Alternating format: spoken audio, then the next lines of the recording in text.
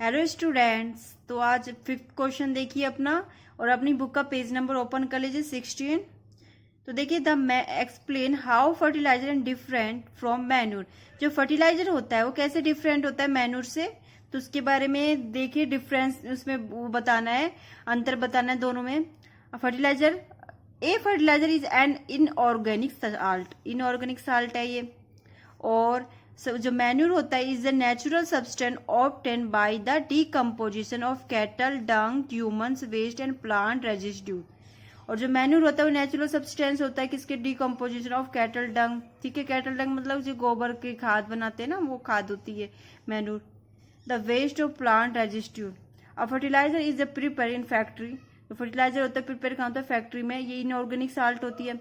और मैन्यूर होता है वो can prepare in the field, जो फील्ड में बनता है, खेतों में। And fertilizer does not provide and humans the soil. ठीक है, जो फर्टिलाइजर होता है वो क्या होता है, प्रोवाइड नहीं होता है ह्यूमन्स टू द सॉइल। जो मिट्टी में जो उमस होती है उसके थ्रू नहीं प्रोवाइड होता, ठीक है, वहां से नहीं मिलता। Manure provide a lot of humus to the soil. और मैन्यूर होता है वो प्रोवाइड कराता है बहुत सारी ह्यूमस, किसको, मिट्टी को। और लेकिन जो फर्टिलाइजर होता है वह नहीं प्रोवाइड कराता है ह्यूमस सॉइल को। तो फर्टिलाइजर में क्या प्रेजेंट होंगे, बहुत सारे न्यूट्रिशन प्रेजेंट हो गए ना, जो प्लांट्स के लिए हेल्पफुल होंगे ग्रोथ के लिए। और जो मैन्यूर रहेगा उसमें उसके अकॉर्डिंग कम होंगे। तो आगे देखिए, fertilizer are very rich in plant nutrition like nitrogen, phosphorus and potassium. ठीक है, दे रखा। Manure is relatively less rich in plants nutrition. जो मैन्यूर में होगा उसमें क्या प्रेजेंट होंगे, less rich plant nutrition present रहेंगे। नेक्स्ट देखिए question, what is the irrigation. जो इरिगेशन होता है जिसको बोलते हैं हिंदी में सिंचाई, वो क्या होता है। Describe two method of irrigation which conserve water. तो ये दो डिस्क्राइब करने मेथड जिसके थ्रू जो वाटर, जो हमारी इरिगेशन होता है, कौन कौन से मेथड के थ्रू इरिगेशन की प्रोसेस होती है। The supply of water to crop at different interval is called irrigation. जिस सप्लाई के थ्रू पानी दिया जाता है फसलों में, वो अलग अलग इंटरवल के थ्रू, ठीक है, जो अलग अलग पड़ाव के थ्रू, वो क्या कराते हैं, irrigation. When crop are irrigation, nutrition dissolved in water get transported to each water of the plant. जब हम क्रॉप में जो इरिगेशन किया जाता है जिसके थ्रू क्या होता है, जो न्यूट्रिशन होंगे जो प्लांट में प्रेजेंट होंगे वो डिजोल्व हो जाएंगे किसमें, पानी के साथ, पानी के थ्रू किसमें ट्रांसपोर्टेड हो जाएंगे, each part of the plant. जो जो प्लांट्स के प्रत्येक पार्ट होंगे ना उसमें ट्रांसपोर्टेड हो जाएंगे। इसमें देखिए ट्रेडिशनल मेथड ऑफ इरिगेशन। जो ट्रेडिशनल मेथड कौन कौन से होते हैं इरिगेशन का, बाय मोट पुलिंग सिस्टम बोलते हैं जो आपने चैप्टर में पढ़ चुके हो, बाय चेन पंप, बाय ढेकली लेवल सिस्टम एंड राहत। ठीक है, इनके थ्रू होता है। और जो लेटेस्ट मेथड कौन कौन सा होता है, स्प्रिंकल सिस्टम, ड्रिप सिस्टम। ठीक है, इनके थ्रू हो रहा है। तो देखिए लेटेस्ट मेथड के थ्रू इसकी डेफिनेशन देखिए, sprinkle system, the system is use of the uneven land where water is enable small quantity. Sprinkle system बताया था ना, जो जिसको बोलते हैं फवारा सिस्टम, जिसके थ्रू हम सिंचाई करते हैं, जिसमें फसलों में पानी डालते हैं, उसको बोलते हैं। इस सिस्टम पर perpendicular pipe having rotating nozzle only to the joint of the main pipe line and the regular interval. ठीक है, एक परपेंडिकुलर पाइप लगाया जाता है, रोटेटिंग नोजाल होगी जिसकी रोटेटिंग नोजाल मतलब उसकी जो गुंडीदार जो रोटेट हो जाएगी हर चारों तरफ में। तो और जैसे रोटेट होती रहेगी चारों तरफ उसकी जो नोजल होगा ना, जिसके थ्रू पानी आएगा, जो वो पाइपलाइन लगाई जाती है। When the water is allowed to the floor filled through the main pipe with the help of a pump, it escape from the rotating nozzle. It is sprinkle on the crop as if it is raining. It is very useful for sanding soil. ठीक है, ये आपको chapter में पढ़ा चुकी हूँ मैं। तो आप स्प्रिंकल सिस्टम, इसमें तो बता रहे कि कौन कौन से मेथड है, कौन दो मेथड को आपको लिखने हैं, डिस्क्राइब टू मेथड। तो आप अपनी मर्जी से कोई सा मेथड लिख सकते हो, तो जरूरी नहीं लेटेस्ट मेथड लिखिए, कोई सा लिखिए। ठीक है, और इसको आप एक बार कॉपी में नोट डाउन भी कर लेना इन क्वेश्चन को। तो इसमें से ये क्वेश्चन नोट डाउन कर लेना, ये इंपॉर्टेंट है। और फर्टिलाइजर और इसका डिफरेंस भी मैनुअल वाला, ये भी इंपॉर्टेंट क्वेश्चन है। और फोर्थ क्वेश्चन पैराग्राफ इसका सॉइल प्रिपरेशन, सॉइल और सॉइलिंग और वेडिंग और थ्रेशिंग, ये भी पता होना चाहिए आपको, उसको लर्न भी कर लेना है। नेक्स्ट देखिए, इसमें ड्रिप सिस्टम देख रखा लेसन में आपने। 7 क्वेश्चन देखिए, if weeds is so in the kharif season what would happen discuss, जब वीट होता है, जो गेहूं होता है, जब हम उसको खरीफ की सीजन में उगाएंगे, मतलब कि रेनी सीजन में उगाएंगे, तो क्या होगा? तो जब रेनी सीजन में उगाएंगे तो क्या होगा, ज्यादा पानी होएगा ना बारिश के थ्रू, वो क्या हो जाएंगे और वो खराब हो जाएंगे, क्योंकि वीट को कम पानी चाहिए ना, इसलिए उनको विंटर सीजन में उगाया जाता है। Wheat is a rabi crop, hence it required cold climate condition to the grown properly. If it is sown in the kharif season, it will not grow or may get destroyed due to excessive rain in the kharif season.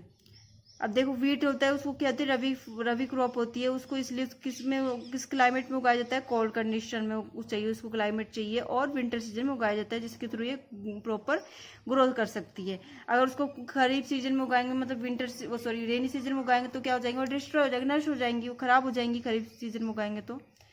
अब देखिए आगे, explain how soil get affected by continuous plantation of crop in a field.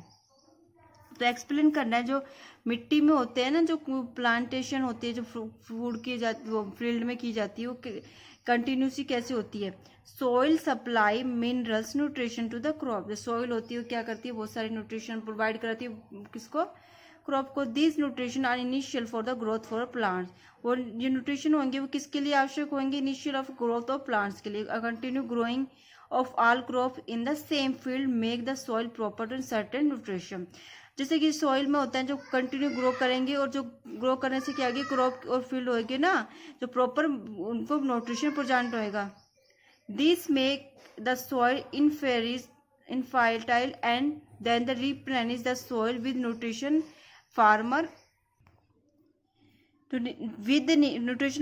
Need to add manure to the soil. तो इसके बाद क्या replenish की जाएगी soil को, और जिसके थ्रू क्या है, फार्मर को क्या किया जाता है, न्यूट्रिशन प्रोवाइड किया जाएगा, किसके थ्रू, मैन्यूर के थ्रू, मिट्टी में प्रोवाइड की जाएगी, या तो फर्टिलाइजर के थ्रू या मैन्यूर के थ्रू।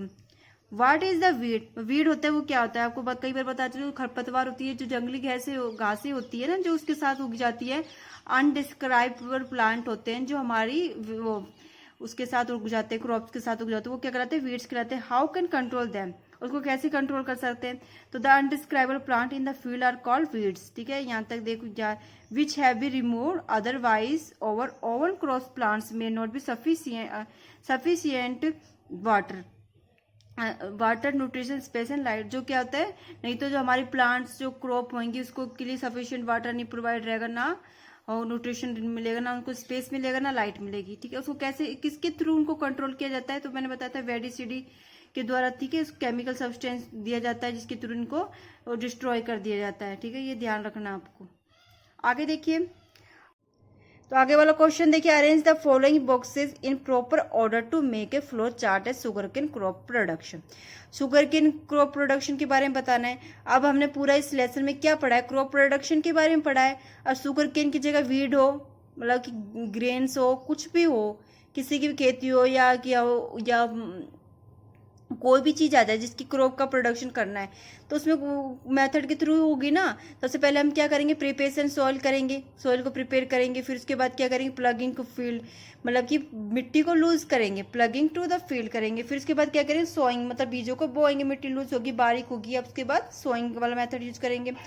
फिर उसके बाद ये क्या किया जाएगा, उसकी प्रॉपर ग्रोथ के लिए बीज तो डाल दिए, अब क्या करेंगे, मैन्यूर करेंगे, मैन्यूर या फर्टिलाइजर यूज करेंगे उसके ग्रोथ को इम्प्रूव करने के लिए। फिर क्या करेंगे, इरिगेशन करेंगे, मतलब वाटर डालेंगे, पानी वाटरिंग की जाएगी क्रॉप में। फिर नेक्स्ट प्रोसेस क्या होगी, हार्वेस्टिंग होगी, कटाई की जाएगी उसकी। फिर उसके बाद sending crop to sugar factory. फिर उसके बाद किस में सेंड की जाएगी, शुगर फैक्ट्री में सेंड कर दी जाएगी। नेक्स्ट देखिए, तो आपके आगे ये क्वेश्चन तो ऐसे ही है पजल वाला। तो नेक्स्ट है एक्सटेंडेड लर्निंग एक्टिविटी प्रोजेक्ट। ये कुछ प्रोजेक्ट दे रखे हैं जो आपको खुद लर्न करने हैं। तो आपको इस लेसन में सब कुछ समझ में आ गया होगा ना, कि कैसे हम क्रॉप का प्रोडक्शन करते हैं, किस थ्रू, कौन कौन से मेथड ऐसे यूज होते हैं जिसके थ्रू हम क्रॉप का प्रोडक्शन करते हैं। अब अगर आपसे पूछा जाए कि वीड क्रॉप प्रोडक्शन, मतलब कि जैसे कि जो गेहूं की खेती है उसमें कौन कौन से ऐसे टर्म्स आते हैं जो हम यूज करते हैं उसके खेती करने के लिए, तो आप बता दोगे ना कौन कौन से टर्म्स आ रहे हैं। सबसे पहले हम क्या कर रहे हैं, फिर हम क्या ऐड कर रहे हैं, फिर हम कौन सी प्रोसेस कर रहे हैं। जैसे कि हम क्या कर रहे हैं, प्रिपरेशन करेंगे सॉइल का, वो वाली सोइंग करेंगे, फिर इरिगेशन करेंगे, हार्वेस्टिंग, स्टोरेज, इस तरह की आप सब बता दोगे ना। किसी चीज़ का आ जाए आपका क्वेश्चन कि आपको ये वाला जैसे कि आपको आ जाए राइस की क्रॉप प्रोडक्शन बताइए, इसमें कौन कौन से मेथड यूज होंगे, तो आप बता दोगे ना। ठीक है, तो नेक्स्ट आपके ये दे रखा है एडिशनल क्वेश्चन विद आंसर, तो इसका आपके बारे में ये दे रखा है, इसमें आपको खुद define crop along with example, कोई सी भी क्रॉप को डिफाइन करना उसके एग्जाम्पल के साथ। जैसे कि मान लो कौन सी क्रॉप ले रखा है, wheat, rice, maize, sugarcane, cotton, vegetable, fruit etcetera. और जो वेजिटेबल होगी, फ्रूट होगी, ये भी तो एक। तो इसमें एक क्वेश्चन देखिए second, why loosen soil in important for cultivation of crop, जो सॉइल को लूज किया जाता है वो क्यों आवश्यक होता है हमारे कल्टीवेशन में, मतलब खेती में। अब आपको बता चुकी हूँ मैं कि जो सॉइल होता है, सॉइल को लूज इसलिए किया जाता है, लेसन में पढ़ा होगा ना आपने कि सबसे पहले स्टेप क्या करते हैं, सॉइल को लूज करते हैं किसकी हेल्प से, प्लगिंग की हेल्प से। क्यों करते हैं, क्योंकि इसके थ्रू क्या हो जाएगी, जब मिट्टी में जैसे कि हम कोई सी भी घर के सामने चले जाओ अपने, तो उसकी मिट्टी देखो, अब मिट्टी में क्या होगा, बहुत सारे मिट्टी के पत्थर होंगे, बहुत डले निकलेंगे, मिट्टी के मोटे मोटे टुकड़े निकलेंगे। ठीक है, अब हम उसमें कोई प्लांट उगाएंगे तो कैसे उगेगा, नहीं उग पाएगा ना, क्योंकि वो जड़ ही नहीं पहुंचेगी उसकी नीचे जमीन तक। उसके लिए हमें क्या मेथड यूज करना पड़ता है, मिट्टी को लूज करना पड़ता है, इनको बारीक करना पड़ता है।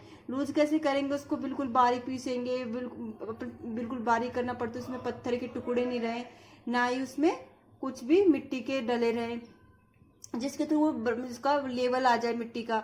और जिसके थ्रू हमको जो बीज डालेंगे है ना, उसके अंदर बीज डालेंगे, कोई सीड डालेंगे, कोई प्लांट उगाएंगे तो वो आसानी से ग्रो करेगा। उसमें वाटर डालेंगे तो वाटर क्या होगा, उसकी मिट्टी में लूज मिट्टी रहेगी तो उसके कारण उसकी जड़ के आसानी से पहुंचेगा, नीचे तक पहुंचेगी। अगर वो मिट्टी लूज नहीं रहेगी तो क्या होगा, मिट्टी वो प्लांट्स ग्रो नहीं कर पाएगा अच्छी तरह, उसको एयर नहीं पहुंचेगी जड़ तक।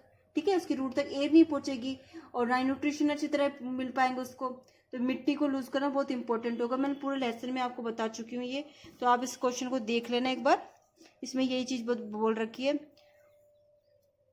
ठीक है, आज के लिए सिर्फ इतना ही, तो आप इन सबको लर्न कर लेना और मैंने जो जो क्वेश्चन बताए उनको आप नोटबुक में राइट डाउन कर लेना है। ठीक है, लिख लेना है, और जो भी वो आपको पूछा जाए क्वेश्चन की किस तरीके से कल्टीवेशन किया जाता है उसके बारे में बता देना है आपको। ठीक है, आज के लिए इतना ही, थैंक यू।